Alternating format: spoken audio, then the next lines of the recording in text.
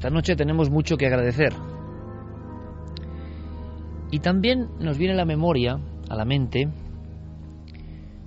pues el recuerdo de tantos y tantos compañeros que trabajan en emisores de toda España, de esta casa, de la cadena SER y de cualquier otra emisora, personas que hacen radio y que muchas veces, porque hemos conocido su trabajo y hemos vivido su trabajo y su circunstancia, se encuentran solos, completamente solos, en un edificio, con unos micrófonos, con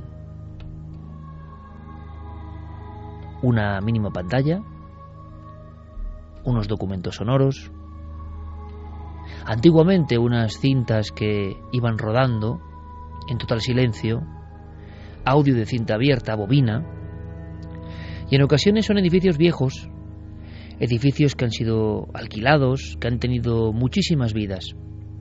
Hoy queremos acordarnos precisamente de esos compañeros heroicos de la radio, que ellos mismos ponen la música, hablan al mismo tiempo,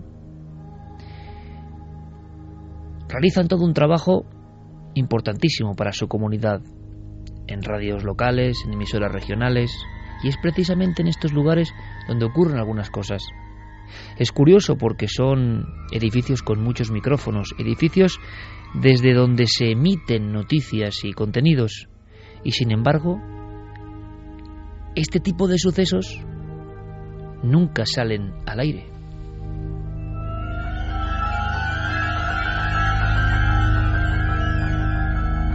O casi nunca, porque a veces sí nos llegan, como un hálito de otro tiempo, como con un eco remoto, y sin embargo sabemos que en muchos edificios siguen ocurriendo algunas cosas. Y esos trabajadores pues no quieren complicarse la vida, evidentemente. ¿Quién les va a creer? A mí un día, hace no mucho tiempo, me contaron la historia, bueno, sí, hace mucho tiempo, que es lo peor, me contaron la historia de una emisora en la que pude trabajar, y que era como muy gráfica la experiencia. Era tan gráfica que es nuestro pequeño homenaje, que luego continuará con un caso yo creo que bastante impresionante. Fue la primera vez en mi vida que pude observar el escenario de los hechos donde aquello había ocurrido. Era una emisora que no era local, que estaba en pleno corazón de Madrid, pero una emisora, podíamos decir, sí, un poco venida menos. Y entonces aquellos pasillos que en otro tiempo estuvieron llenos de vibración periodística, de agitación por el teletipo, entonces se hablaba de teletipos, aún repiqueteaban en mi época las máquinas de escribir y no los ordenadores. Y había una historia que se contaba solo micrófono adentro, que nunca salió a la luz. Era muy rotunda. Se quedaba ya un compañero solo, haciendo de técnico y de locutor al mismo tiempo. Y entonces había un cambio de turno, evidentemente. Todo ocurría con total normalidad. La madrugada, la capital de España y esa emisora un poco venida menos, luchando por ser interesante para sus oyentes. Los dos viejos compañeros, conocidos de muchos años, el apretón de manos, te deseo suerte, hasta mañana. Se cierra la puerta y aquel hombre continúa con su programación, unas cuantas palabras, un poco de música, la noche y a veces algún ruido. Y a veces una voz que parece de alguien mayor, en el pasillo. Este hombre, este profesional de la radio, como tantos otros que estarán escuchándonos incluso esta noche, sé que nos escuchan hasta de otras emisoras, mientras trabajan, hacen todo lo posible, se lo agradecemos. Él llega a abrir la puerta del estudio y a asomarse a ese largo pasillo por el que tantas veces he ido caminando a hacer mi propio programa de radio. Y ahí no había nadie. Unas cuantas noches después, el mismo ritual, más o menos esta hora, y una voz perfectamente audible, sabiendo que uno está solo en el edificio, que le llama por su nombre, pero es una voz muy ronca, y le llama Emilio. Claro, eso inquieta a la persona, pero ¿a quién se lo va a contar?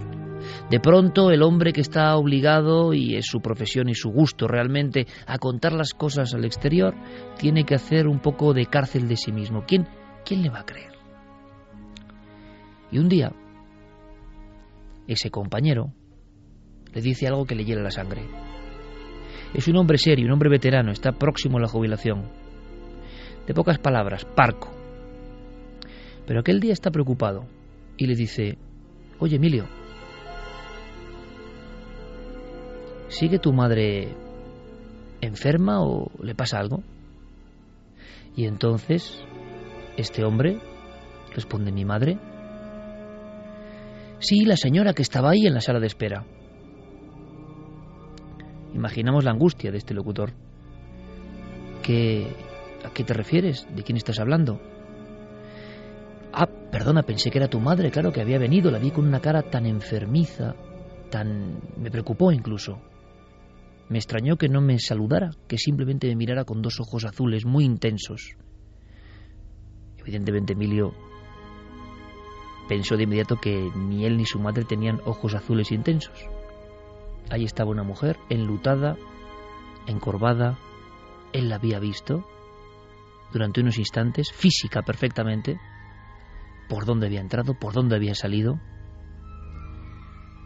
Poco tiempo después cuentan los más veteranos que Emilio, el locutor, abandonó la casa. Y siempre con un gran terror, e incluso hablando con un puesto que se hizo en aquellos años. El encargado, el portero, la persona que vigilaba ese inmueble, repito, en pleno corazón de Madrid. Hay quien cuenta que la última zona de ese edificio realmente tuvo la vivienda, el hogar de una persona, de una anciana. Cuenta la historia, quién sabe si real o no, que aquella anciana de ojos azules intensos un día se precipitó por la ventana. Accidente, suicidio, nunca se supo. Se quedó como eso, una de tantas leyendas de radio. Cuando uno indaga un poco, se da cuenta de que en diferentes puntos de nuestro país, aunque sea un material muy difícil de rescatar, resulta que hay compañeros que dicen que han vivido cosas muy similares.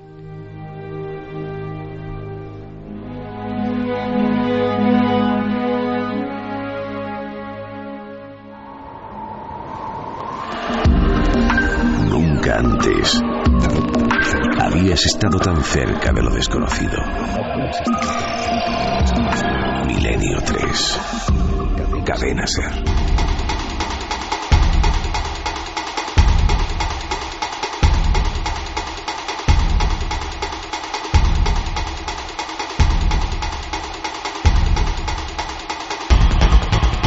Una y 39 minutos, y es que es nuestro pequeño homenaje a la radio, la pequeña gran radio, la que se construye todos los días y todas las noches, y a veces, repito, por personas solas en edificios. De eso nos va a hablar, por ejemplo, nuestra compañera Clara Tahoces.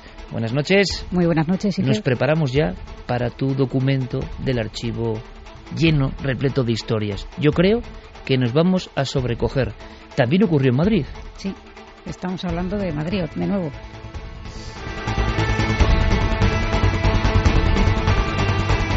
Javier Pérez Campos, compañero, buenas noches. Buenas noches, Iker.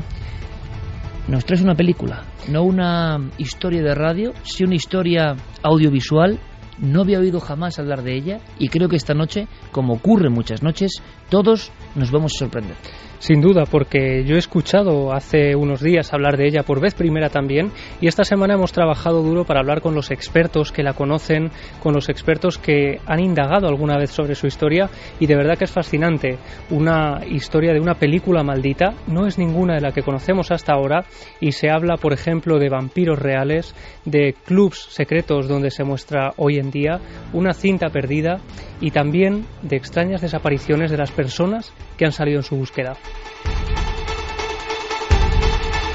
Col, Noel Calero, Fermín Agustí, Guillermo León, Diego Marañón, preparados en las redes sociales, por supuesto, en la prolongación de este programa en la red. Santiago Camacho, buenas noches. Buenas noches, Iker. Y nos traes algo que, bueno, no sé ni cómo calificarlo, compañero.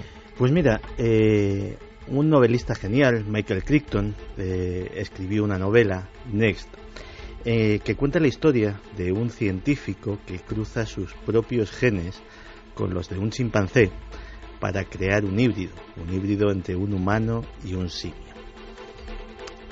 Aquí es una historia fantástica, alucinante, pero muchos dirán, bueno, esto es imposible. ¿Realmente es imposible? ¿Alguien lo ha intentado alguna vez? ¿Alguien lo ha conseguido? Pues lo mismo nos sorprendemos. y entre otras muchas cosas viajaremos a Bolivia, un lugar emblemático del mundo del misterio. Tenemos a alguien ahí porque hay noticias de impacto, Carmen. Buenas madrugadas, Iker, y felicidades por los datos que ahora comentaremos. Vamos a hablar de las nuevas puertas del sol, porque ya las llaman así los especialistas, los arqueólogos, que se han hallado en toda la zona de Tiahuanaco. Además, nuevos descubrimientos con 2 templos que precisamente están en esa zona arqueológica y que parece que los unen, que tienen relación. Por si faltaba algo, hay una noticia científica, tiene que ver con un experimento que hicimos a través de la radio, precisamente. Es una noche muy de radio hoy, más que en otras ocasiones, un experimento a través del micrófono. Se criticó mucho, lo nuestro era simplemente una prueba, pero el trasfondo era un experimento real intentando averiguar si tenemos capacidades ni más ni menos que de vislumbrar el futuro. La precognición en laboratorio. Bueno, pues esta noche, sorpresas. Lo que creían que era una locura, lo que fue tremendamente criticado, resulta que parece que ha sido de nuevo demostrado, casi probado. ¿Será posible? Sería una gran noticia. ¿Somos capaces de adivinar lo que aún está por ocurrir?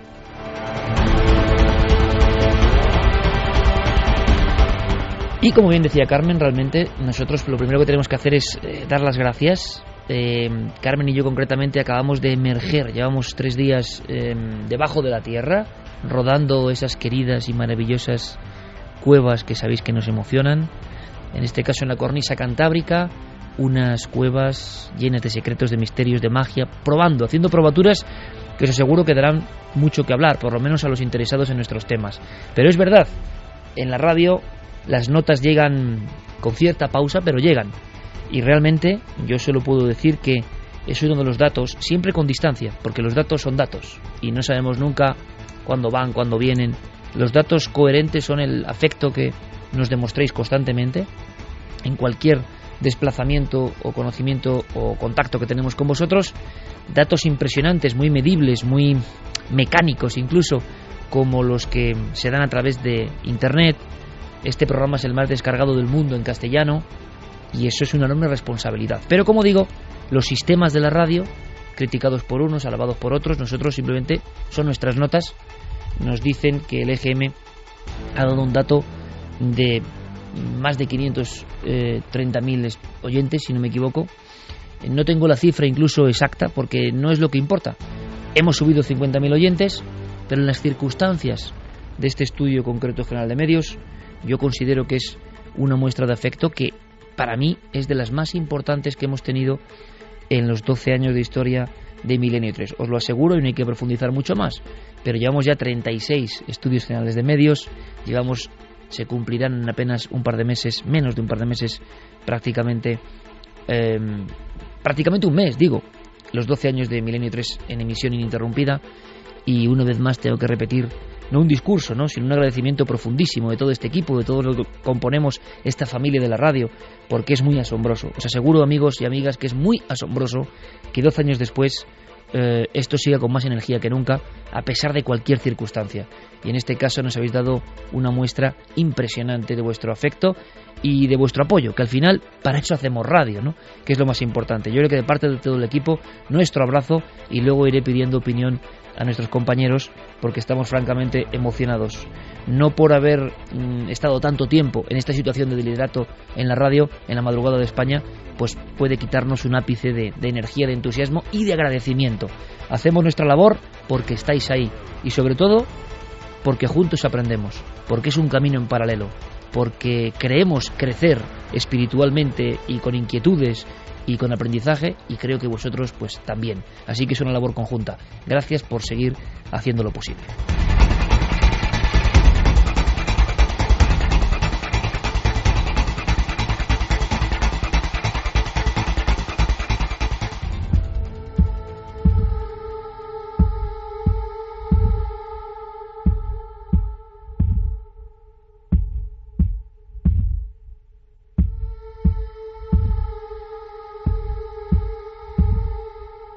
Solo queda una cosa: líneas de contacto abiertas.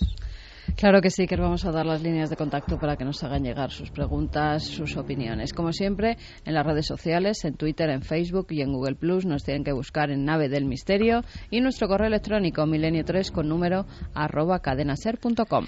Y Guillermo, con todo preparado, por supuesto, y Diego en navedelmisterio.com o ikerjimenez.com. Ahí tenéis toda la información. Hablábamos de radio y hablábamos de compañeros que en muy diferentes circunstancias pues se encuentran con la voluntad y con la responsabilidad de hacer radio muchas veces en solitario.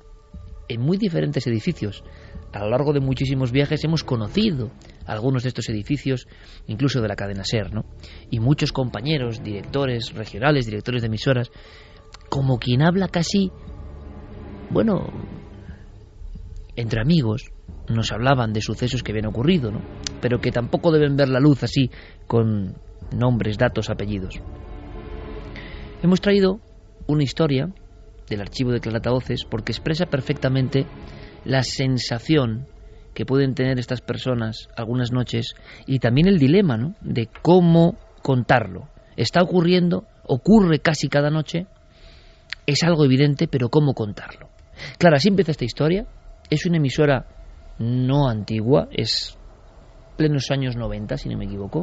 Sí, entre los años 96 y 97. Estamos hablando de Madrid y estamos hablando de un edificio pues con cierta solera o cierta antigüedad, y que, pues ese edificio de día sabemos perfectamente, y precisamente nosotros los que estamos sentados aquí por la noche lo sabemos mejor aún, que un edificio donde se trabaja especialmente en asuntos de emisión, de radio, de día y de noche son como si fueran dos edificios completamente diferentes. Sin ir más lejos, los pasillos de la cadena SER, cuando entras aquí por la noche, en fin, esto que está todo en penumbra, no se ve igual que cuando vienes de día para hacer cualquier otra gestión, en donde hay demasiado ruido, demasiado bullicio, demasiadas personas como para fijarte, salvo que suceda algo muy estrambótico, en que allí puede pasar algo extraño, ¿no? Y esto es precisamente lo que nos contaba Maite, la protagonista de esta historia, una compañera locutora, en este caso de programa musical. Y pues ella estaba trabajando en el turno de día y pues, todo bien, todo normal. No advertía nada extraño realmente, porque, como decimos, es difícil detectar estas cosas cuando hay demasiada gente, ¿no?, y demasiado bullicio. La historia surge cuando precisamente el compañero que hacía el turno de noche en los fines de semana, porque ella trabajaba entre semana en el turno de día, y el compañero que hacía los fines de semana por la noche cae enfermo, algo que ella en principio parece normal. Más tarde llegó a comprender por qué estaba enfermo ese compañero, y su jefa le ofrece realizar esa sustitución, ese turno de noche los fines de semana. En principio pues perfecto, ¿no? ¿Por qué no? Es un extra, un dinerillo extra que viene bien, y como decimos, pues además hay emisoras en las que pues nosotros tenemos la suerte de tener a Noel, de tener ahí también a Fermín, pero hay gente que tiene que realizar esas labores todo y encima en directo, ¿no? Y estando solo.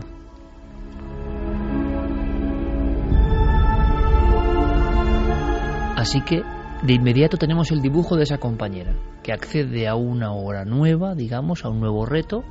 Es la noche y está completamente sola. ¿Y qué pasa?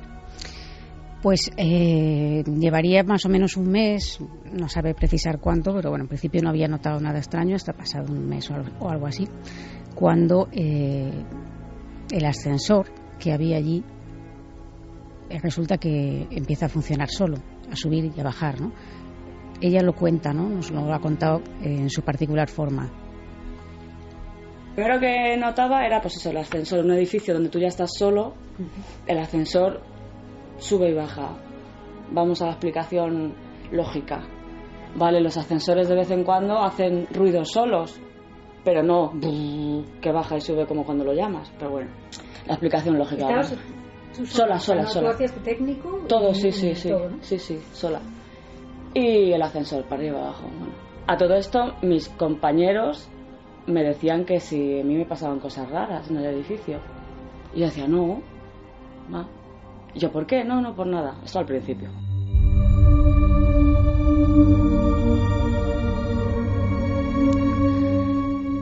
Lo cierto es que sí que le empezaron a pasar cosas, y esto es algo que ella al día de hoy todavía no se explica. ¿Por qué mantuvo ese silencio tan prolongado incluso cuando los compañeros le estaban preguntando, ¿no?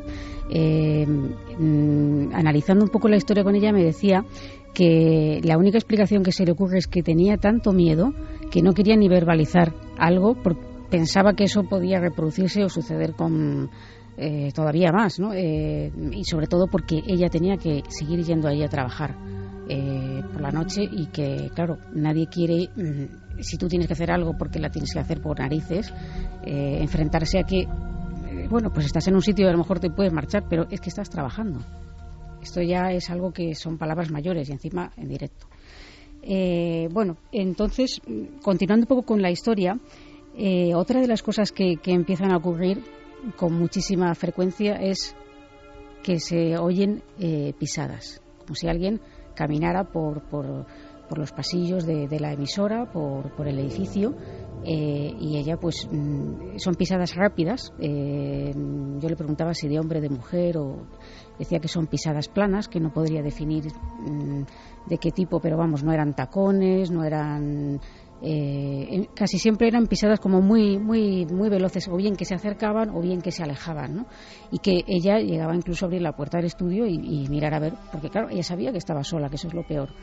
Pero bueno, pues siempre te queda la duda y dices, bueno, ¿habrá entrado alguien? O no sé, quieres buscar. Además, quiero resaltar que la forma de contar las cosas de Maite parece como un poco quitándole hierro al tema, pero es porque es una persona extremadamente racional y ha intentado buscar explicación a todo lo que le ha sucedido, hasta que llega un momento en que ya no podía aguantar más, ¿no? ¿Ha logrado una explicación? No, bueno, ella intentaba justificar, por ejemplo, lo del ascensor, lo de las pisadas. Bueno, pues no, salía, miraba que no había nadie y, en fin, pues voy a callarme o voy a tragármelo porque estoy trabajando aquí y no quiero tener miedo. E imaginamos, y pueden pensar los oyentes, un concepto de sugestión creciente. Bueno, es posible. Un concepto de amplificación de los sentidos para que nada se escape, porque uno ya sabe que está yendo a un lugar que le empieza a dar sus códigos, donde uno puede sentir que no es bienvenido, o que está entrando en contacto con algo que está ahí, que por el día era imposible de detectar. Pero lo cierto y verdad clara es que los fenómenos poco a poco van increciendo. En efecto, así sucede, ¿no? Otra de las sensaciones que tiene es que cuando está, pues imagínate cómo estás tú hablando de repente en el micrófono y la presencia, notar que hay alguien detrás de ti, esa sensación de que alguien te está vigilando, alguien te está mirando, y te das la vuelta y no hay nadie, ¿no? Todo esto, cuando a ella le preguntaban que si le sucedía algo y ella lo negaba por puro instinto de supervivencia, con el tiempo ella va viendo lo que sucede a sus compañeros y empieza a investigar un poco qué es porque dice, bueno, a mí ¿por qué me preguntas esto? A mí no me pasa nada, pero ¿tú por qué me lo preguntas? O sea, una especie de código de silencio, y ese código se va rompiendo y se va dando cuenta de que lo que le sucede a ella no solo le sucede a ella, porque ella tenía la duda, en un momento determinado, de decir, me voy a volver loca. Me lo decía así, ¿no? Y claro, cuando ve que a compañeros, diferentes compañeros, incluso me decía que solamente recuerda a un compañero en el que no le pasaba nada. Y empieza a comprobar esto, pues llega un momento en que realmente le cuesta muchísimo trabajo ir a trabajar. Clara lo está contando muy bien. Las luchas internas de la persona que en su propio lugar de trabajo empieza a ver unas cosas que no encajan, y empieza, como decíamos, la propia cárcel interior. Curiosamente, en personas que nos dedicamos a contar a los demás y estamos manteniendo un gran secreto, y nos parece en parte hasta lógico. ¿Qué ocurre? Que ya no solo eran pisadas rápidas, esto es un detalle muy curioso, aproximándose casi hasta la puerta del estudio donde ella estaba, sino que también parece que empieza a haber algo similar a murmullos, voces. Sí. Sí, tanto con los cascos puestos como estamos ahora, como a veces también estando sin cascos, que esto ya pues me asusta un poco más incluso, ¿no? De repente oía como un murmullo, como una voz infantil, una voz de niño, así lo definía ella, y parecía susurrarle algo, decirle algo, pero ella no era capaz, aunque lo oía con muchísima claridad, no era capaz de descifrar o entender qué es lo que decía, porque hablaba muy deprisa, y lo último que se oía, eso sí lo entendía perfectamente, y era su nombre.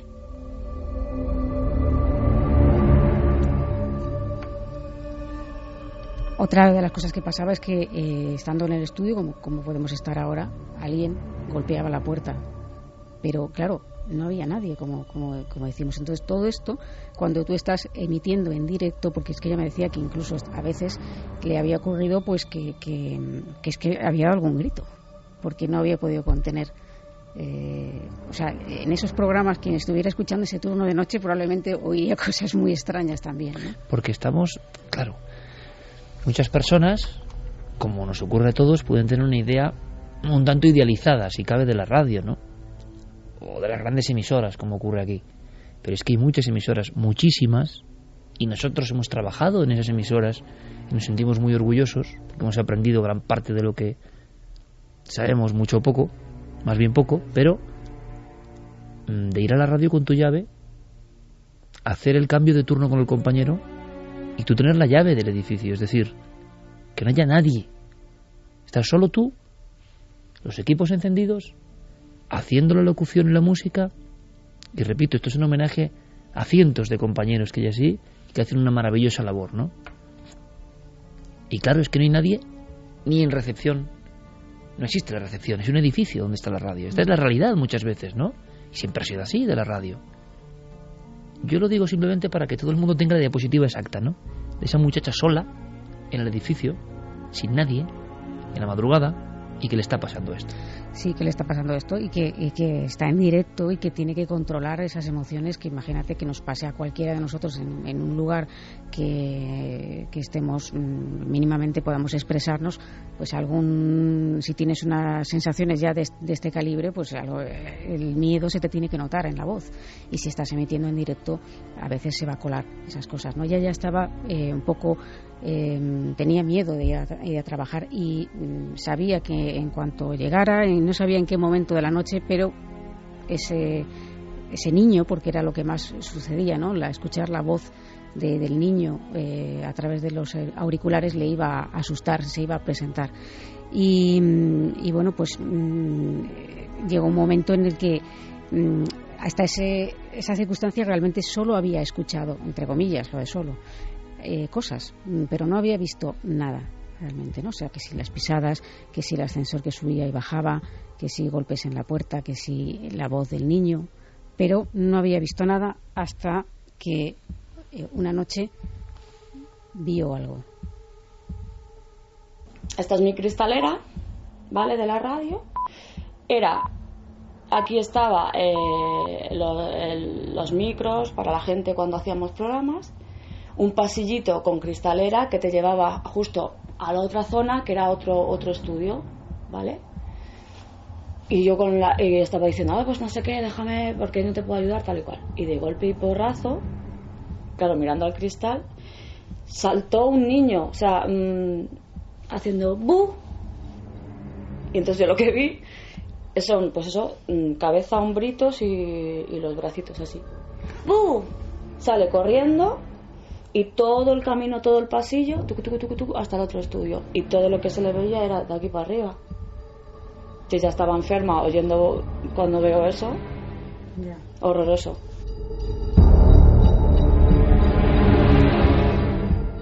Un susto, pero un susto de muerte. Un susto tremendo y...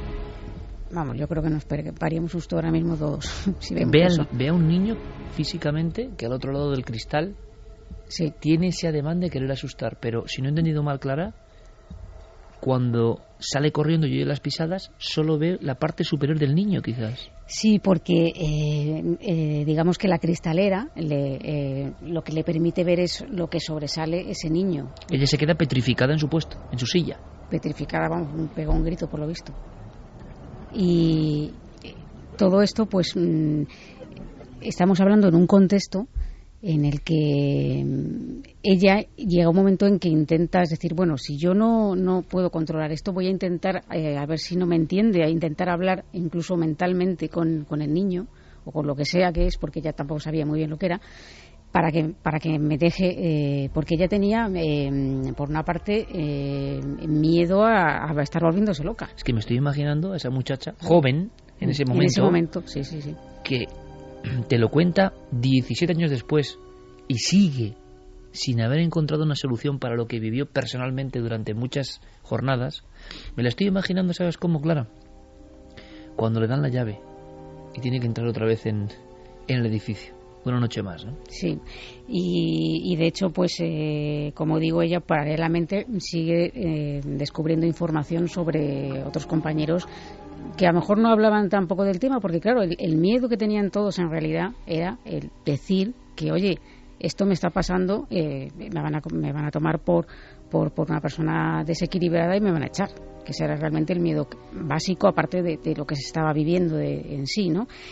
Su propia jefa, cuando entraba en el despacho, en su despacho, veía siempre que, aunque fuera pleno invierno, tenía la ventana abierta y en el alféizar de la ventana había un vaso con agua. Y al principio ella no sabía esto por qué venía, ¿no? Y en cierta noche, pues varios compañeros fueron a un concierto y en el coche pues estuvieron hablando y su jefa le preguntó que, oye, Maite, ¿tú crees en los espíritus? Y de ahí esta conversación parece que derivó en un poco tabú, pero ella pudo conocer el motivo por el que su jefa colocaba ese vaso de agua y dejaba la ventana abierta.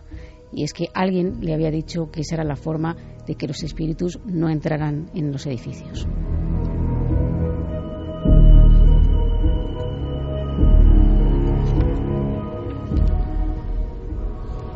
De hecho, otra compañera le contó que ella lo que escuchaba era la voz de una mujer, una mujer mayor, que decía un nombre, Herminia. Solo ese nombre. Solamente. Estamos hablando de fenómenos que en principio ni ella misma sabe por qué podían producirse. Claro, yo quise un poco indagar en la historia del edificio, pero la historia es confusa porque hay quien dice que se realizó una sesión de Ouija en uno de los programas como una especie de experimento, de juego. También se habla de una emisión de radio donde se jugó un poco al espiritismo. Sí. Y también se habla de un posible incendio en el edificio que había anteriormente. Lo que pasa es que nada de esto lo he podido confirmar.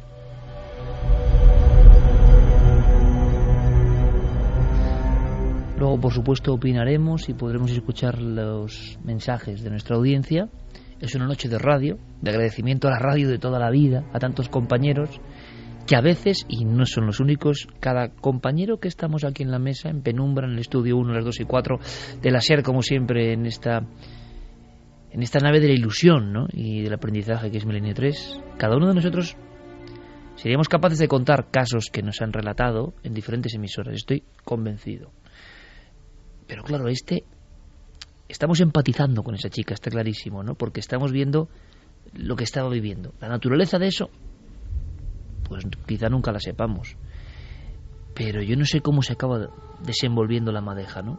Creo que ella tiene hasta problemas familiares por el terror a ir a trabajar. Sí, ella pues realmente no cuenta nada a nadie, como digo, ella no se explica a día de hoy por qué no lo hizo, más que el hecho del miedo. Y te puedo decir que pese a la forma desenfadada en que lo cuenta, en algunos momentos la voz suya temblaba. Este recuerdo, fíjate que ha pasado tiempo, no lo puede olvidar, y vamos, desde luego dice que ella no volvería a pisar ese edificio en la vida. En una de esas noches, una noche que había nevado mucho, Su padre le dijo que le acompañaba a hacer el turno, que se quedaba con ella, y ella, bueno... Porque el padre ya sospechaba algo. El padre, no, el padre, ella no le había contado nada a su familia. ¿Pero la veía preocupada o la veía...? No, pues que como había nevado bastante y tal, pues que no quería que, a lo mejor que fuera con el coche sola, pues a lo mejor quién sabe si él la veía preocupada realmente, aunque ella no hubiera dicho nada, esto no lo sabemos, pero el caso es que la acompañó.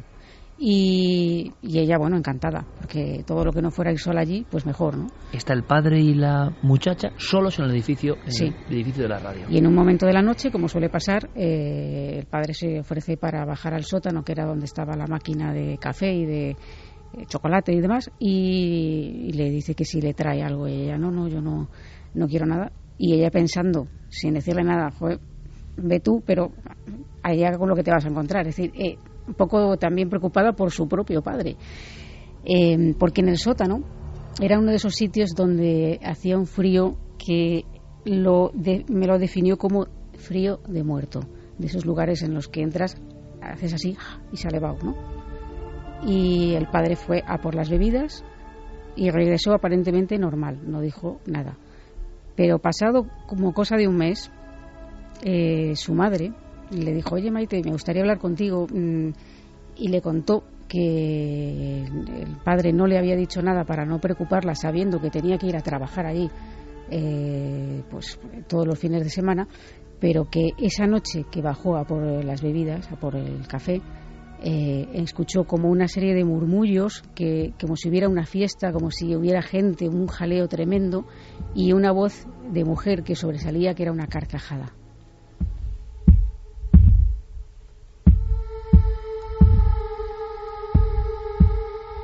Y el padre, por apoyo a su hija, en ese momento, pensando que quizás su hija no tenía que saber de los fenómenos, cayó la historia. ¿Para qué la voy a preocupar? ¿Para qué la voy a preocupar? Sobre todo cuando ella no había contado además nada. Es decir, ¿para qué le voy a decir esto si ella va a tener que estar yendo allí? Y, en fin, él, que era una persona muy escéptica, ahora no quiere ni oír hablar de espíritus ni de nada extraño, ¿no?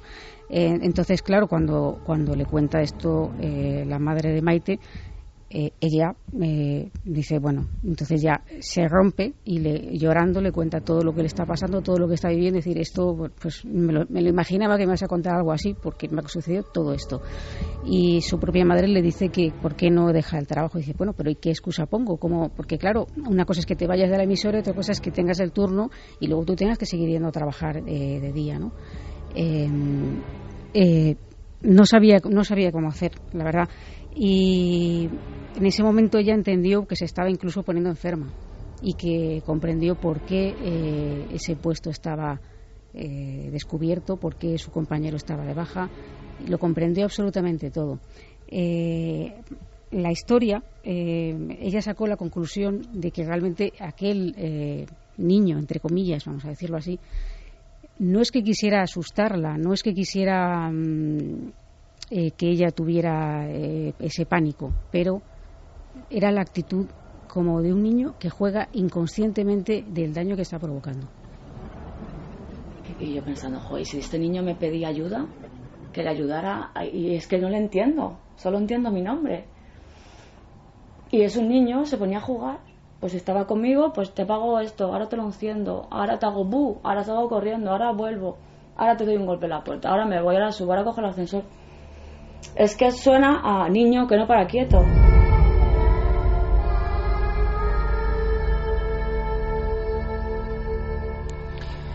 Dos y 9, nuestro homenaje a la gente solitaria de la radio, al final llegó a comprender que su compañero, voy a dar un dato más, es un edificio único, aislado además, de una forma, un bloque aislado, donde solo estaba esta emisora, sola en el edificio, sin vecinos, sin otros pisos donde hubiese gente.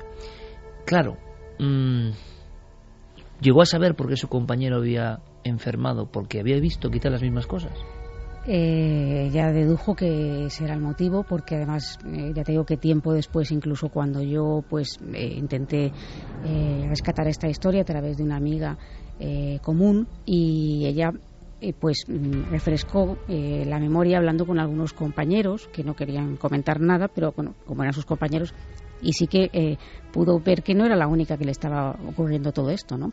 Y que en ese momento la gente cayó pues por lo que cayó, por lo que se calla normalmente. Que no obstante ella tuvo mucha suerte, porque afortunadamente le surgió otro empleo en otra emisora, y vamos, si el empleo se lo dijeron un viernes, el sábado ya no fue a trabajar.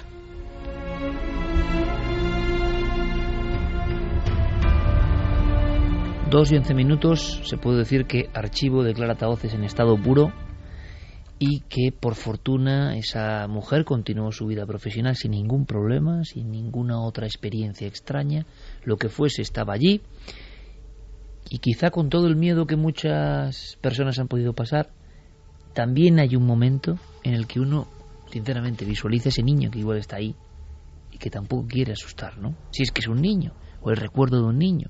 Vaya usted a saber. Hay un dato más que es importante: ni la emisora en sí, ni aquel edificio en esa forma existen ya. Es como una historia absolutamente olvidada, pero que sigue estando presente en el archivo de Clara Tahoces.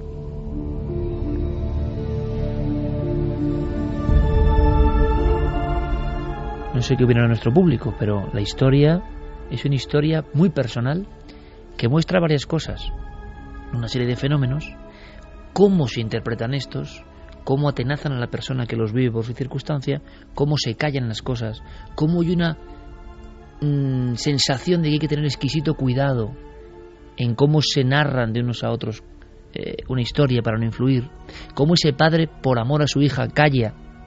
Pero imaginaos a ese padre cuando escucha esa risa y esas conversaciones en la radio. Es su hija la que está trabajando ahí. En definitiva, cómo todos nos ponemos una máscara cuando el misterio aparece en nuestra vida. Es la máscara del miedo, de lo inaudito, de que no nos van a creer, de que solo va a haber problemas. El mundo se ha racionalizado tanto y tiene unos raíles tan rotundos por los que ir, que ¿quién es el valiente que se sale de la norma contando algo absolutamente increíble? Pero ¿y qué le importa eso a ese niño? Si es que es un niño. ¿Qué le importa eso a ese ser si es que sigue jugando, reclamando la atención? Nos da miedo a nosotros, pero ¿seguro que esta es una historia de miedo? ¿O una increíble historia de algo que quiere llamar la atención porque no quiere estar ahí vagando en la soledad?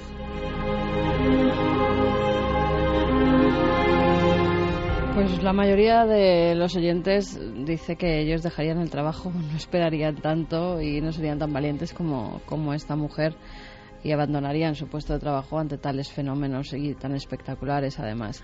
Nancy, por ejemplo, dice: la escena del niño asustándola y saliendo corriendo se me ha quedado grabado en la memoria, se me han puesto los pelos de punta.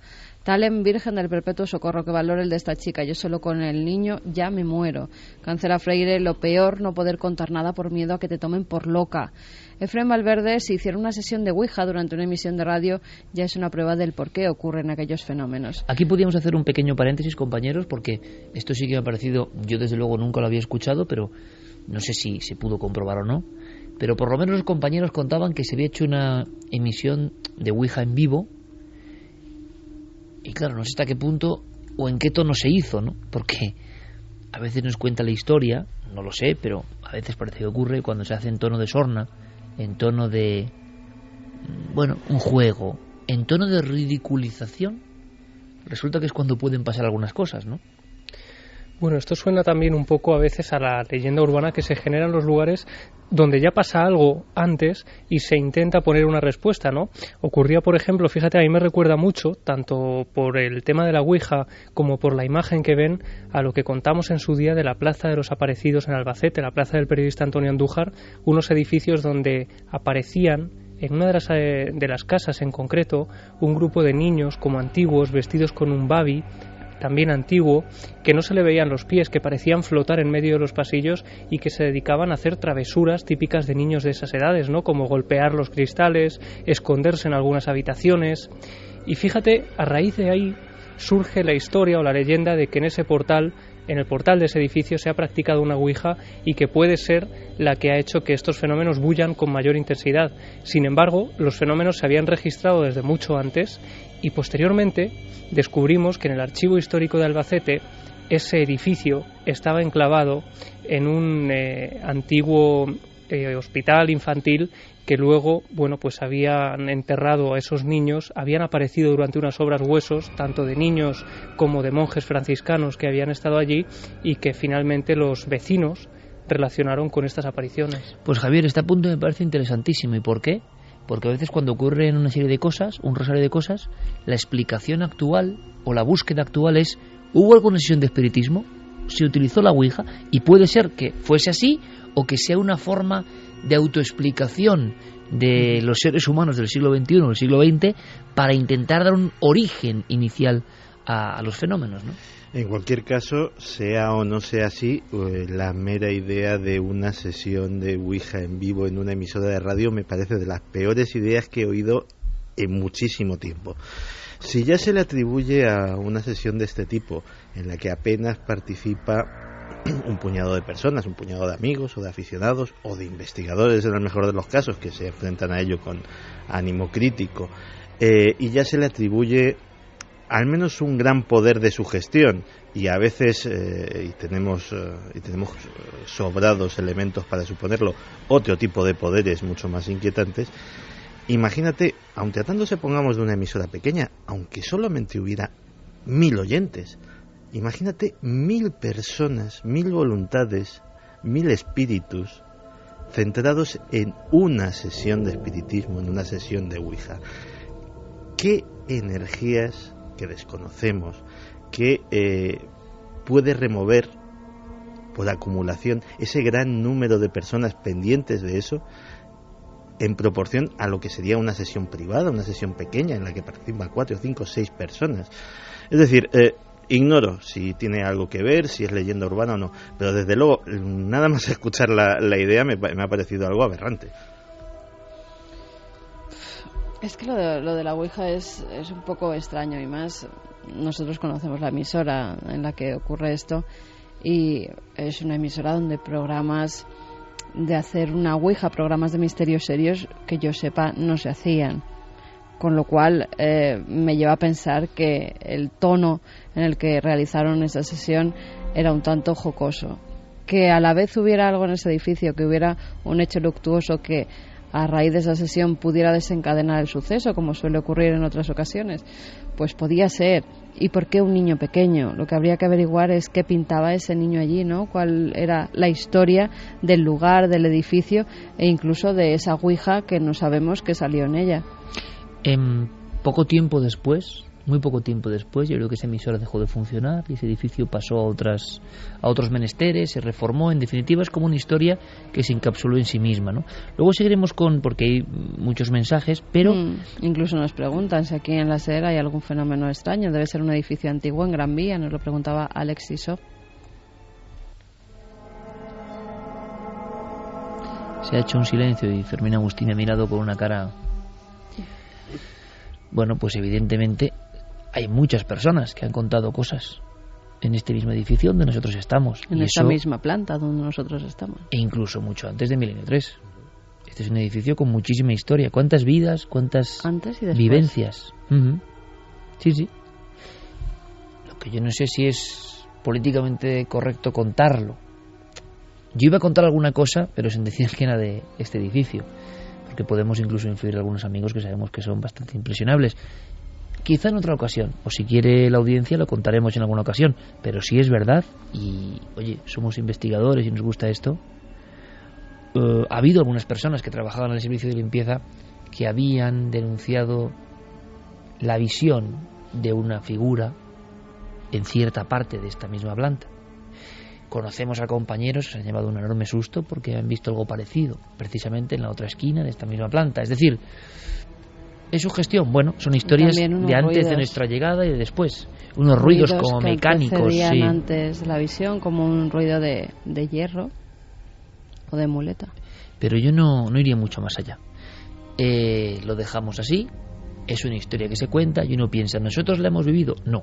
Sinceramente, nosotros no la hemos vivido. Pero hay compañeros en la noche que la han vivido, personas que están aquí que la han vivido. Bueno, lo que sí es verdad, y es muy hábil nuestro oyente, como no, es que este es un edificio con mucha historia, con mucho trajín. Aunque aquí nadie está solo.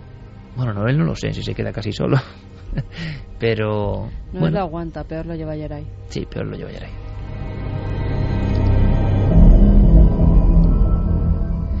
Y por descomprimir un poco, bueno, con Fermín el peligro es para el espíritu, ¿no? Con Fermín el peligro es para el espíritu. Vamos a continuar con más cosas, con más historias. Hay más casos, hay muchos casos, ¿eh? Una radio en Algeciras, por ejemplo, también hablaba de esa visión que yo contaba en un principio, tal y como a mí la narraron, y en este caso los directores de esta emisora nos lo contaron directamente. Y para resumir, era esa pecera, ese cristal que divide como dos mundos en la radio, ¿no? Y estar el locutor hablando, y detrás del locutor, en una de las sillas donde a veces hay personas, el propio técnico cree que hay un invitado o alguien que espera, alguien sentado, elegantemente vestido, con la mirada fija, curiosamente, no en el locutor que da la espalda y que está hablando, sino en el técnico. Le está mirando a través del cristal constantemente. Cuando sale y hablan con el protagonista de esta historia, vuelven los dos y no hay nadie. No hay otra forma de salir. En fin, historias así en la radio hay muchas. Es su gestión, son muchas. Antiguas, sí, no sé si muchas. ¿Te acuerdas en una radio antigua donde también trabajamos y en la que había una especie de foso que era un Sí. teatrillo antiguo? Esa sí que era una radio inquietante. Mucho. Y donde por las noches, algunas noches, Y hemos veía- trabajado allí, Santiago, tú y yo. Sí, se veía un personaje que parecía estar acudiendo a una escena de teatro que ya no existía. Lo veían sentado en las butacas, tanto los locutores que estaban en la cabina, en medio estaba ese teatro, ese foso, No me acordaba yo de esa historia. y la pecera quedaba bastante alejada, y desde los dos lados estaban viendo que había alguien físico que estaba sentado justo abajo viendo un antiguo teatro, quién sabe. Nuestro homenaje a la radio. Podríamos añadir algo más con compañeros de otras emisoras.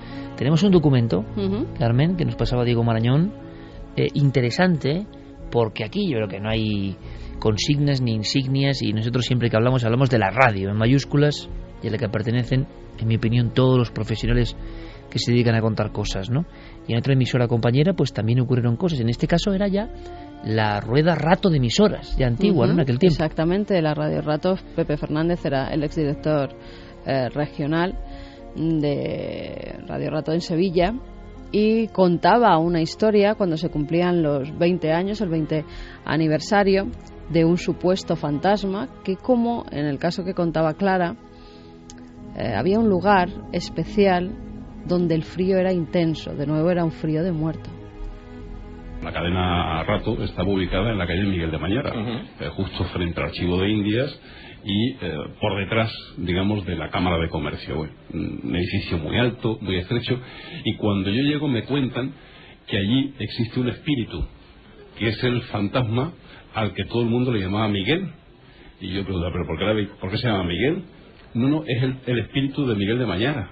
Bueno, yo en estas cosas ni creo ni dejo de creer, respeto profundamente todas estas cuestiones, pero claro, hasta que conforme pasan los días empiezan a surgir acontecimientos, y cuando supimos que nos íbamos de Miguel de Mañara, una tarde me viene yo estaba en el despacho de la primera planta, esto ocurría en la segunda, me viene Mercedes Franco muy asustada, que de pronto el locutorio se ha convertido en una especie de frigorífico, que el aire acondicionado no estaba puesto y que ha empezado, pues se abre la puerta y una ola de frío. Todo el mundo interpretó que el fantasma de Don Miguel estaba por allí. Lo interpretaron hasta tal punto que incluso varios parapsicólogos de la época intentaron acudir a ese estudio de radio a realizar diversas pruebas, pero este director pensó que no era bueno, no era una buena imagen para la emisora, y no dejó actuar pues a esta gente. De nuevo, en diferentes épocas, el miedo en casa del herrero, cuchillo de palo. Se dedican a contar cosas, nos dedicamos a contar cosas, pero con lo nuestro, puertas adentro, tenemos especial precaución, ¿no? Sí, además, el supuesto fantasma, Miguel de Mañara, era un personaje ilustre de la Sevilla del siglo XVII, muy conocido en aquella época, y que tuvo una historia, una leyenda, que la verdad es que es fabulosa. Cuenta la historia que perdió a su mujer y entró en una depresión grandísima, no había tenido hijos con ella y se dio a los placeres en una noche en la que salía de uno de esos tugurios de la antigua Sevilla, donde además en ese siglo XVII había muchas hambrunas y muchas enfermedades que acababan con la gente, incluso morían por las calles, y este hombre no le daba la menor importancia. Él era rico, él no tenía ningún problema y lo que hacía era salir de noche y dedicarse a ir con mujeres. En una de esas noches, en la calle del Ataúd, vio pasar un cortejo fúnebre. Iba acompañado de una especie de lacayo que tenía y se quedaron los dos parados para que ese cortejo pasara por delante. Cuando estaba justo delante de su rostro, se asomó para ver quién era el difunto y se quedó helado porque vio que el difunto era él.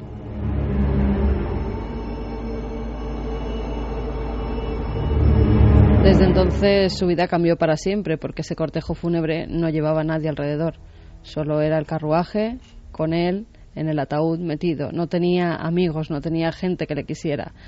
Desde entonces su vida varió por completo, se dedicó a los pobres, se dedicó a los enfermos. Parte de su fortuna la legó para hacer hospicios, para ayudar a aquellos que no tenían dinero donde ser enterrados, para hacer hospitales. Hizo mucho por Sevilla hasta tal punto que tiene pues varias calles dedicadas a él y también varios monumentos. Incluso se le supone un milagro y está en proceso de beatificación, lleva muchos años en proceso de beatificación, porque aparte de extrañas curaciones que creen que es por su figura que se aparece en distintos lugares de Sevilla, pues también hay 8 rosales que aseguran que plantó él y que todavía siguen dando flores, rosas cada temporada. Yo creo que todos teníamos el nombre de Mañana por la famosa poesía de Machado y la canción de Serrat después, ¿no? Pero hemos conocido un poco más en esta postal de la historia. Es lo que tiene el misterio. Ahora miles de personas buscarán cosas de Mañana en Internet y eso nos da una gran responsabilidad y es un honor, ¿eh? Reconocer a personajes que estaban ya y de repente una postal de misterio te los conduce al interés. Y parece mentira que haya tanto borrico que reniegue del misterio cuando es una forma de aproximarse a figuras, ¿no? De darnos una dimensión humana. Seguramente para él esta aparición fue mucho más importante que muchas otras cosas que se cuentan de él en su vida, ¿no? O se recuerdan. Y resulta que el cortejo con él mismo solitario por la calle del Ataúd fue mucho más importante. Pues sí, la verdad es que el misterio sirve para eso y sirve también para incitar la curiosidad y sirve también para dar que pensar. Fíjate que estaba escuchando todas las historias que estamos hablando de emisoras de radio, de compañeros que les han pasado cosas raras, y uno que es así le da por teorizar. ¿Tú sabes lo que tienen en común todas las emisoras de radio del mundo? Una antena. Sobre nuestras cabezas hay una antena enorme que emite ondas electromagnéticas con montones de vatios de potencia. ¿Te imaginas que algo pudiera utilizar parte de esa energía para manifestarse? Es una teoría, como otra cualquiera. Es una teoría ilógica, seguramente errada, fuera de cualquier raciocinio, pero a mí me ha encantado.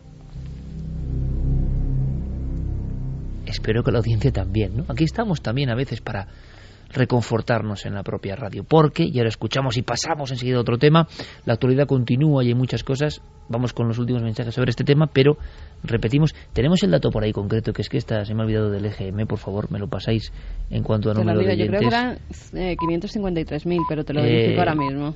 Bueno, eso da exactamente lo mismo, pero enhorabuena a todos, compañeros, porque es un dato, lo repito, con la distancia de siempre, ¿eh? Y que hemos vivido todo tipo de alegrías, eso sí, siempre, en 12 años, en el liderazgo nos habéis puesto vosotros, y desde luego, pues es una alegría para todos nosotros. Así que enhorabuena, Santi. 532.000, que ya he puesto yo de más.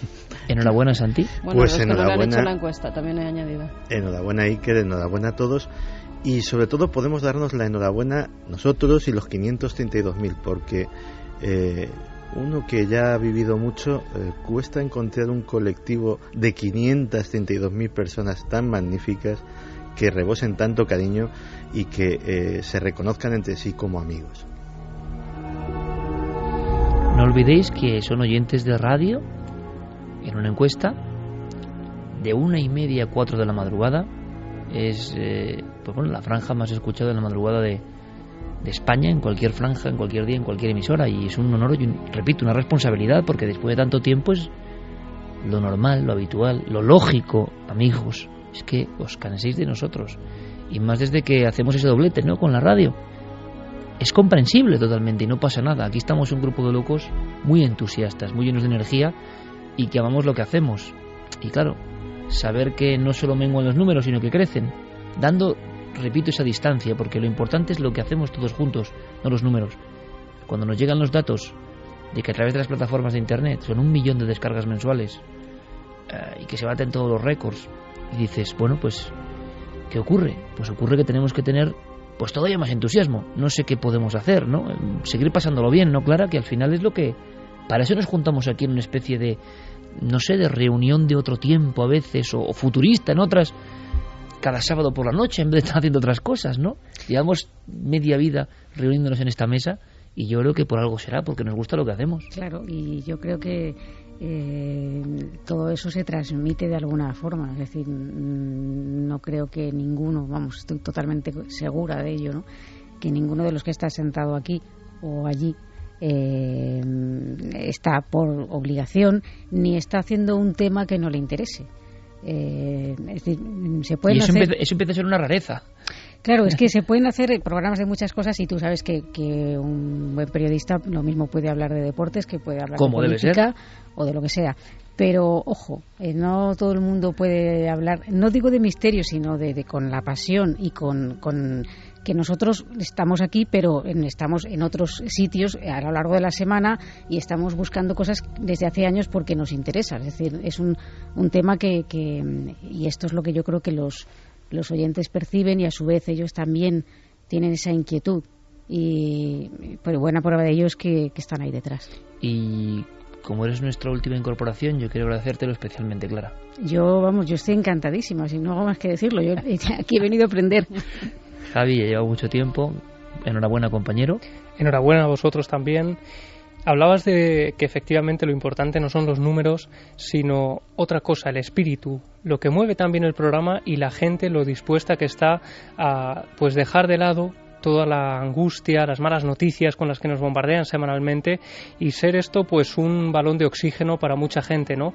Y darse cuenta, Iker, de que de repente estamos favoreciendo que la gente retome el interés por los libros, por la historia, por cosas que parecían ya olvidadas con la tecnología y que sin embargo nos damos cuenta de que cuando por ejemplo se habla de un libro en el programa se convierte en uno de los más buscados en las librerías de viejo, o que lugares determinados que conectamos con ellos o que contamos su historia pues de repente se convierten en los más visitados, ¿no? Y la gente tiene ese interés de ir un paso más allá y hacer también de investigadores. Yo creo que eso es lo bonito, que no es una audiencia cualquiera, que es una audiencia que se emociona, que se motiva y que en el fondo pues es un poco la esperanza también ahora mismo en este panorama tan tremendo, ¿no? A todos los compañeros, a Noel, a Guillermo, a Diego, a Yeray, a todos los compañeros de producción, a Fermín, por supuesto a todos, porque todos somos una auténtica familia. Y lo que ha dicho Javi es muy importante, es que estamos también dando las gracias porque sabemos cómo sois y además tenéis muchas herramientas para demostrar cómo sois. Y la fidelidad y el afecto, oye, estando de acuerdo y estando en desacuerdo, cuidado, y criticando y aprobando, y gustándote más un programa, gustándote menos otros, y eso es lo de menos. Lo importante es que entre todos, y este es mi mensaje, hemos construido algo a lo que igual daremos valor dentro de un tiempo, cuando ya seamos mucho más mayores y esto quizá ya no exista, ¿no? Y entonces cobre ese valor que el día a día te impide ser consciente. Yo todavía, Carmen, yo no soy consciente de lo que hacemos muy bien, ni en la tele ni en la radio. Me sorprende mucho. Ahora mismo hemos estado en Cantabria y en cualquier pequeño pueblo, porque tengo que decirlo, vamos con nuestro querido amigo maestro Enrique de Vicente, con el doctor Gaona, y la gente les abrazaba en los pueblos. Yo preguntando por un camino y tú decías, hombre, esto Bueno, ha habido una es muy visión bonito, que hay que ¿no? contar en este viaje, porque nos perdimos por un pueblo de Cantabria y entonces Enrique, que es muy dispuesto, bajándose en marcha, muy bien en su plan. Gaona y yo con los GPS intentando poner la dirección exacta, y él en pleno coche en marcha se baja, ahí hay una casa, me voy yo a preguntar. Ya le vemos que va disparado, digo, le va a atacar un perro, ya verás. Y cuando vemos que sale pues un chico de esa casa como diciendo, un intruso se ha metido en mi vivienda. Casa aislada totalmente, Casa en mitad del bosque. Sí, pues, y un intruso que va y se mete casi en su vivienda. Y de repente vemos como hay unas primeras palabras y al segundo están abrazándose con Enrique, y Enrique señalando a nuestro coche y diciendo, no, es que están allí, está ahí Iker y Carmen y Gaona, que están allí todos. Y venirse el chico a indicarnos perfectamente dónde era y aparte hacernos una foto. Ese cariño de la gente y el susto que se tuvo que llevar el pobre, porque encontrarte de repente a Enrique de Vicente en tu casa sin tú esperarlo. Estás en tu jardín con un seto y el otro lado está Enrique de Vicente, hola. En fin, yo creo que también son bonitos los momentos de vivirlo claro juntos, sí. ¿No? Carmen, enhorabuena, ¿eh? Muchísimas gracias. A lo mejor tenemos un premio para los oyentes y dentro de poco salimos a celebrarlo todos juntos. ¿Qué me dices? Me estás diciendo que, Fermín, me decías que era el 31, seguro. 30-31, no tengo muy claro, de mayo. 31 de mayo, sábado. Pero hay que confirmarlo. No podemos decir todavía nada. No podemos decir nada. En cuanto tengamos los datos, sí lo decimos para que hagáis vuestros pero planes atención, y acudáis. Vamos a decir un poco en plan Antonio José Ales, en homenaje. Atención, atención. No, él decía, atención, ya. En las alertas OVNI. Digo que no cuentes mucho. El día 31, sábado, mayo, ir preparando. No hagáis planes si es posible, porque si sale lo que estamos preparando va a ser muy hermoso. Y va a ser ya como, no sé, un fin de fiesta maravilloso, ¿no? Casi de temporada. Casi otro fin de temporada, y yo creo que va a ser bonito. ¿A cielo abierto? Pues posiblemente, ojalá. Luego iremos con... Bueno, dime algún mensaje, porque me pide paso Diego Marañón, porque hay una noticia que nos interesa a todos, muy de reflexión, por cierto. Neil Van Garrett dice, la historia de Miguel el fantasma da para una buena película. Yo me imagino la del tipo Tim Burton en sus buenos años. Beatriz dice, ¿por qué las emisoras de radio, estos entes buscan dar a conocer sus historias a través de los que hablan por el micrófono? Especial K dice, lo que no puedo entender es que la visión sea tan física, que se confunda con una persona. Rosa Alamo, está claro que hay otro mundo invisible en el nuestro. Lo conspiranoia, no sé si será así, pero siempre asocio las presencias infantiles con algo maligno. Nada nos baja tanto la guardia. Miguel Delgado, gracias por este programa dedicado a los que participamos en radios locales. Muy identificado con el testimonio. Miguel, cuéntanoslo. Por favor, tomaremos buena nota. Luego continuamos, hay muchísimas personas interviniendo en las redes sociales, ya sabéis, en Facebook, en Twitter, Nave del Misterio, con nuestro compañero Guillermo León. Ahora pide paso Diego. 2:38, interesante lo que viene a continuación, ¿eh? Cambiamos el tercio radicalmente. Hay experimentos de vanguardia. Nosotros recibimos, como tantos otros en 2010, una noticia que luego se diluyó, como siempre, sobre un trabajo en laboratorio que hablaba de que el cerebro humano podía anticiparse al futuro. Ni más ni menos. Que lo que llamamos precognición podía ser una realidad probada. Y una noche en el 2010, en fin, nos gustan estas locuras y estas cosas, hicimos exactamente esto. Viajemos en el tiempo, no el futuro, sino el pasado. 2010, una noche, Milenio 3, una de tantas, y ocurría en vivo esto. Bueno, pues vamos a poner una música, un fondo musical. Noel Calero, nuestro compañero, Carlos Largo y Fermín Agustí, que también han actuado en este proceso como notarios de lo que va a ocurrir, sin trampa ni cartón. Hacemos, por tanto, la experiencia, y habíamos hablado, Carmen, de transmitir. Tenemos aquí, fíjate la carta, y habíamos pensado en un minuto, más o menos, estar concentrándonos en ella, ¿no? Vamos a escuchar esta música calmada que nos permita dejar todo de lado. Y durante aproximadamente un minuto aquí no diremos nada, se escuchará solo la música, pensaremos en la carta que tienes justo ahí encima e intentaremos transmitírsela a nuestros oyentes a través del pensamiento. Les pido por favor a Noel, a Carlos y a Fermín, para mí es importante que hagamos todos juntos este experimento, que nos concentremos en la figura, que le demos en nuestra mente. Comienza el experimento en vivo en Milenio 3.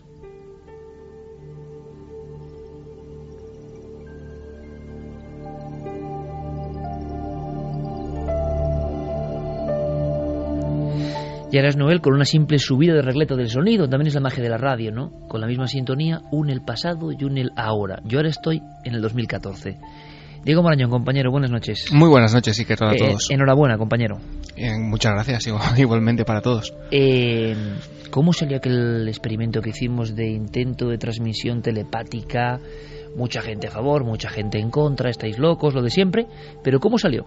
Pues era la 1:40 del 12 de diciembre de 2010. A esa hora, todos vosotros pensabais en una carta Zener. Todo el mundo sabe lo que es. Es una carta que tiene uno de esos 5 símbolos, círculo, cruz, ondas, cuadrado y estrella, y la gente intentaba votar a través de ikerjimenez.com qué carta era esa que todo el mundo estaba pensando ahí en la mesa.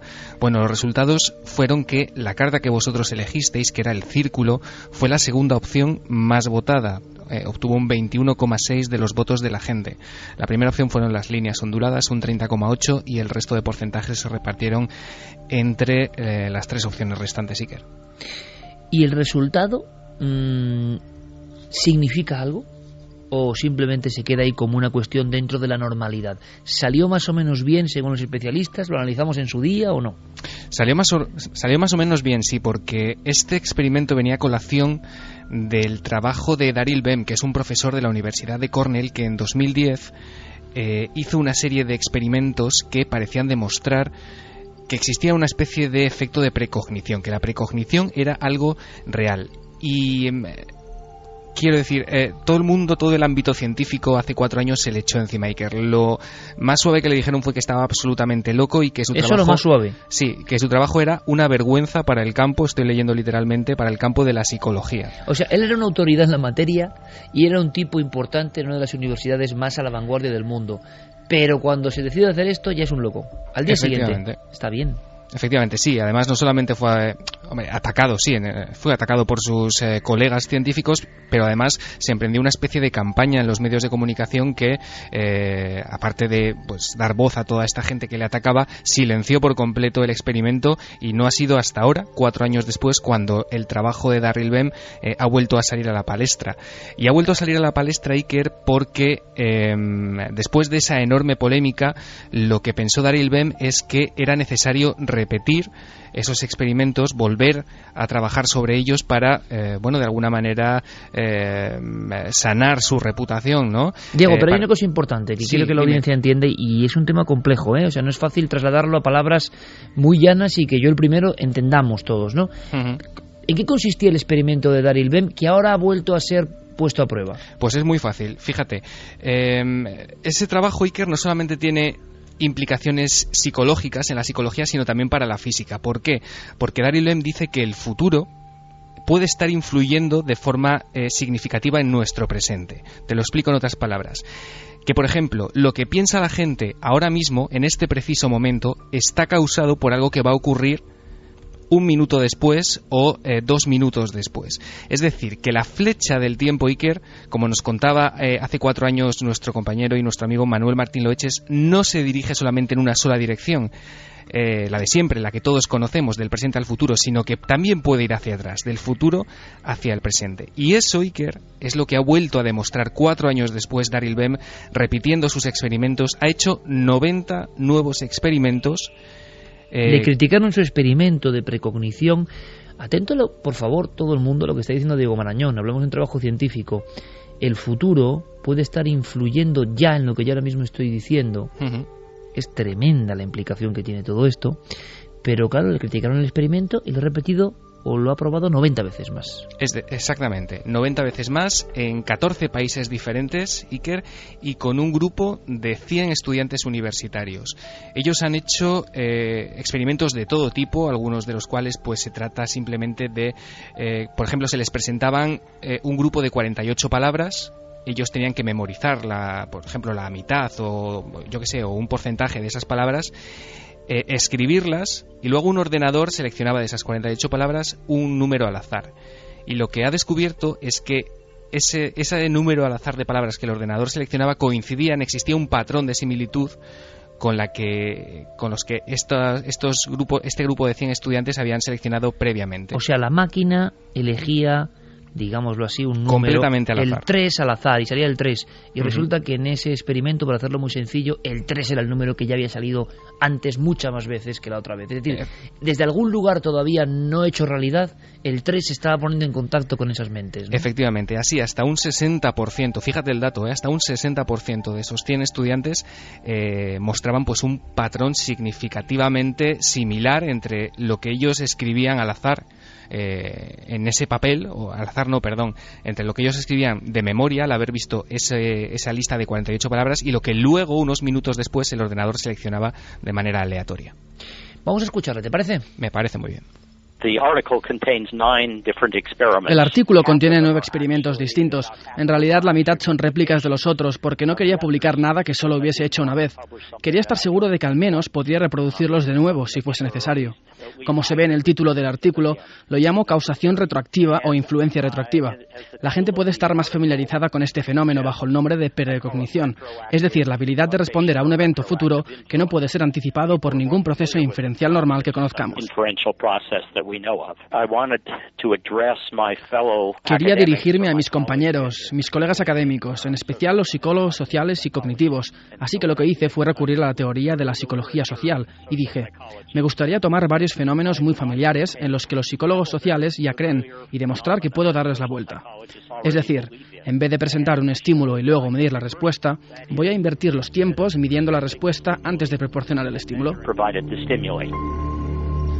2 y 46 minutos. Pues esto que se está diciendo ahora y que no es muy sencillo de entender, a mí me parece de lo más importante que yo he escuchado en muchos años. Es decir, que algo que aún no ha pasado está influyendo en alguna parte de nuestro presente. Fíjate, algo que todavía está más allá, está condicionando nuestra mente o nuestro acierto o nuestro azar, y después lo resolveremos y se comprobará que es así después. Sí, te quería decir, Iker, que fíjate que hace 4 años Manuel Martín Loeches dio en este programa un titular que la verdad es que fue pues bastante profético y que se ha demostrado, por suerte, 4 años después, a pesar de todos los ataques a Daryl Bem, que no se equivocaba. Manuel Martín Loeches dijo aquí, después de escuchar y después de analizar los resultados de aquel primer experimento, de aquel experimento original, que iba a suponer una revolución dentro de la psicología. ¿Qué ha pasado con estas nuevas pruebas, 90? ¿La reacción virulenta ha sido idéntica o qué está ocurriendo? ¿O es demasiado pronto? Es demasiado pronto porque este experimento se han dado a conocer los resultados, pero aún sigue, digamos, en proceso de revisión. Tardaremos todavía unos días o unas semanas en tener esos resultados confirmados al 100%. Digamos que los han adelantado para que se conozcan a nivel público. Lo que ha dicho Daryl Bem, Iker, es que su experiencia trabajando con parapsicólogos es en realidad bastante mejor. Se ha dado cuenta de que los parapsicólogos en determinadas circunstancias trabajan bastante mejor que muchos profesionales de la psicología en este sentido, porque dice que se plantean cosas que los psicólogos rara vez piensan, ¿no? O se paran a pensar en ellos. E incluso dice que las revistas que publican artículos que tienen que ver con parapsicología son de las pocas que están realmente abiertas y dispuestas a publicar tanto los resultados positivos como los negativos, que él se ha dado cuenta trabajando ahora en este digamos reanálisis de su teoría, que las revistas que publican este tipo de cosas pues son más abiertas y están más dispuestas a publicar todo tipo de resultados. Diego Marañón, compañero, muchísimas gracias. Un placer. Pues mucho ojo, amigos, porque la precognición, es decir, una persona ve algo, una persona sueña con un accidente de un avión concreto, y luego se despierta y ha ocurrido. Es el mismo proceso que estamos contando ahora mismo, es decir, adelantarse o que un acontecimiento X, en este caso, claro, llevado a un laboratorio, ¿no? Unos números, unas letras, pero un acontecimiento X, algo sabe, o la realidad sabe que eso va a ocurrir, o eso desde algún punto del tiempo y el espacio está influyendo ya en algunas personas o en nuestro presente. Yo creo que se abre un abanico de posibilidades increíble. Ahora, este hombre, este científico, tiene rojo, porque cualquiera, yo creo que se va del experimento después de un ataque social, ¿no?, de la propia ciencia o de los propios compañeros, que a veces es lo más terrible, sobre todo hoy en día cómo se influencia a las personas, ¿no?, y cómo se influye amedrentando de muchas formas, ¿no? Y este hombre, sin embargo, lo que hace es 4 años de trabajo, 90 nuevas pruebas, 14 países diferentes, y decía una frase atención, que os la voy a leer para que me comentéis algo, porque yo creo que es alucinante. Luego iremos con la película maldita de Javier, luego iremos con la sorpresa de Santi, luego iremos a Bolivia y un montón de cosas, pero de verdad que esto es tremendo, porque podemos contar cosas que sobrecogen, como le ha contado Clara Tahoces y otras muchas, pero es que esto, que es científico, es como estar tocando en la puerta de un mundo nuevo. Y dice otro investigador que se ha quedado impresionado, otro científico, con estos experimentos de números al azar, o de frases al azar en concreto, dice: este análisis, este experimento que se acaba de realizar, estas nuevas pruebas, proveen una evidencia adicional, indicando que lo que molesta a los críticos es su creencia de cómo la naturaleza se comporta, más que la forma en la que realmente se comporta. Es decir, hay una creencia de cómo tienen que ser las cosas, y de pronto la naturaleza se comporta de una forma distinta, y eso desarma hasta a los más preparados. En este caso nadie podía imaginar que frases o números que luego son elegidos por una computadora al azar coinciden con algo que las personas han escrito antes. Hay un fenómeno ahí que, si seguimos tirando del hilo, acabamos en las visiones del futuro que muchas personas tienen, acontecimientos que no han pasado, que algunas personas pueden ver. Pero en el fondo, fíjate que se trata de tabular, de demostrar científicamente algo que en el fondo pertenece a la cotidianeidad y a la vida diaria de muchísimas personas, y que en el fondo los únicos que no lo saben o no lo quieren saber son los científicos más racionales. ¿Cuántos de los amigos que nos están escuchando ahora no les ha pasado lo que todos estamos ahora mismo pensando? Piensas en una persona, suena el teléfono, es esa persona. ¿Cuántos, desde que existen los reproductores de música digitales, pones tu colección de canciones completamente al azar, que el iPod o el reproductor que sea las coloque en el orden que le apetezca, matemáticamente al azar, y sabes cuál va a ser la próxima? No sabes cómo, pero lo sabes, y efectivamente salta.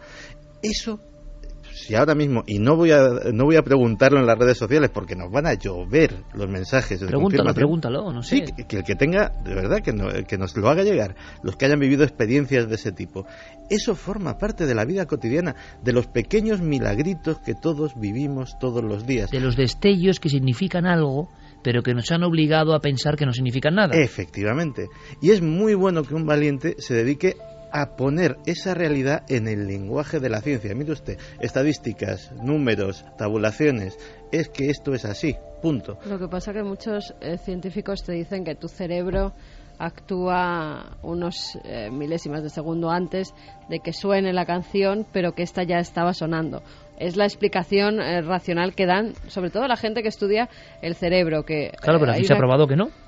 En este experimento sí. Claro.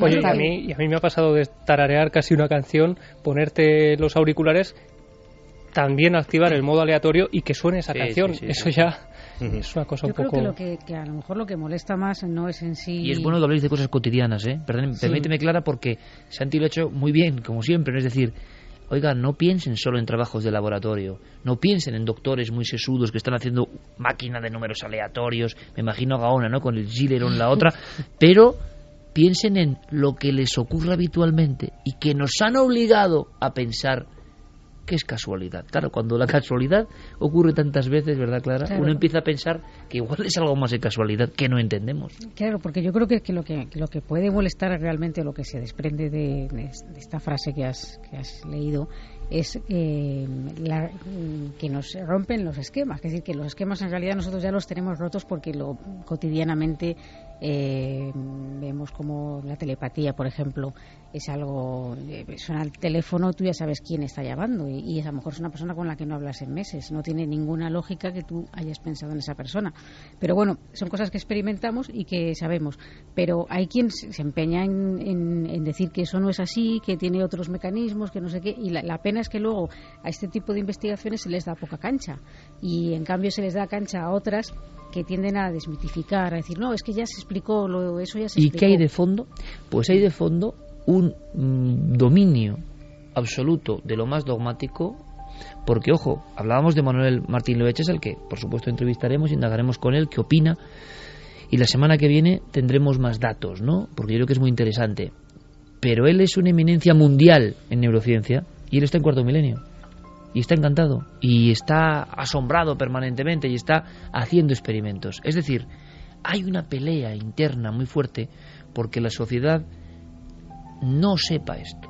Esto no quiere decir que de repente todo el mundo adivine lo que va a pasar. No, si no hablamos de eso. Pero hablamos de que no nos rebajen la capacidad milagrosa del ser humano de a veces sentir cosas que quizá dentro de un milenio se estén riendo de nosotros, porque ya las sabrán y sabrán que estábamos en los umbrales de algo que era importante. El pasado y el futuro, nos han contado que son cosas, y resulta que parece que en ciertos momentos cuando se ponen a experimentar nada está tan claro, ¿no? Resulta que lo que está por pasar ya está en contacto contigo, o algo de ti ya lo sabe, y eso se muestra de una forma tan gráfica, ¿no? Como exámenes concretos, elección de palabras y máquinas, ordenadores que al azar las reproducen. Es que yo creo que es un experimento muy inteligente, por cierto, porque hay ni trampa ni cartón.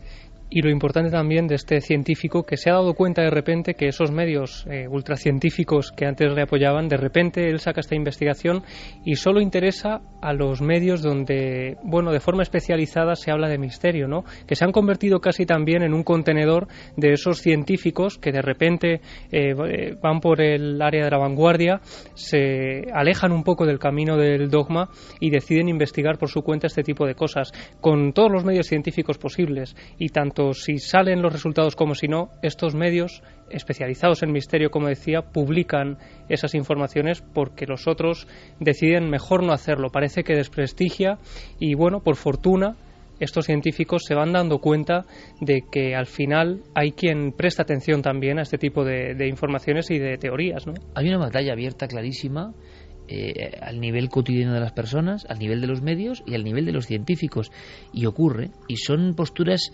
irreconciliables. ¿Y quién sale perdiendo? Pues al final sale perdiendo el usuario, sale perdiendo la persona que nos está oyendo ahora mismo, ni siquiera nosotros, que nosotros en el fondo, para que nos quiten la fe en el misterio hace falta mucho, pero las personas que tienen influencias permanentes de lo que es la realidad, tal y como les cuentan, pues tienden a estar desinformadas, porque hay un interés concreto en que si se habla de estas cosas se hable para mal, en destacar solo para mal. Yo voy a contar una pequeña anécdota y luego seguiremos con un montón de historias, pero como acabamos de llegar de las cavernas, vamos a hablar de científicos con nosotros hace unas horas exactamente, por lugares casi intransitables, y me decían, científicos del máximo nivel, qué contentos estaban de colaborar con nosotros, pero qué palos les daban algunas veces entre los ámbitos más cerrados. ¿Cómo es posible que tú vayas a ese programa? Y luego resulta que invitamos al que ha dicho eso y también viene encantado. Entonces uno dice, ¿qué pasa aquí? ¿Qué ocurre aquí? ¿Qué clase de peleas hay aquí? Al final, nosotros estábamos haciendo una serie de pruebas muy vanguardistas, de captación de sonidos, de campos de diferentes intensidades, de experimentación en esos lugares que creemos que son muy potentes. Era un trabajo que, si no puede catalogarse de científico, a los científicos punteros en España de las cavernas les interesaba mucho, porque es una información cuando menos complementaria y científica en el aspecto de cómo es tomada, porque es tomada por programas, por ordenadores, por emisores de sonido que retumban de cierta forma, que se puede comparar una caverna con otra, que se puede saber si en ciertas áreas de arte rupestre donde se pintaba había predominancia, digamos, de un tipo de sonidos o de otros. En fin, un mundo maravilloso. Ahí tienes dos caras. El científico, que habitualmente encima es el más importante en su cargo o en su currículum, que es el que le interesa. Y luego yo tengo que decirlo, a mí me da igual, hay un montón de personas, o por lo menos el mismo número, que ni tienen ese currículum, ni son como el de verdad top en su campo, que son los que critican eso, que simplemente está dando una información complementaria. Es como si hubiera un enorme miedo a saber del misterio que está en nosotros mismos. Oiga, el extraterrestre está muy bien, y el fantasma está muy bien, y lo que usted quiera, pero dentro de nosotros parece que hay una serie de cosas que nos están ocultando durante mucho tiempo, a lo largo de mucho tiempo. Hay valientes, veremos si lo de este Dr. Ben sigue para adelante. Nosotros, desde luego, le vamos a dar cobertura, le vamos a dar cancha y vamos a intentar que tengáis toda la información, empezando por la semana siguiente. Pero nos quedan muchas cosas. Nos queda una película que nos tiene aquí todo el mundo asombrado, una película de 1927. ¿Es posible que una película de 1927 tenga tantas víctimas a la espalda y tenga esta leyenda verdad? Vamos a comprobarlo. Y lo de Santi, es para que lo cuente Santi. Ahora las noticias con nuestros compañeros, toda la información, y regresamos enseguida.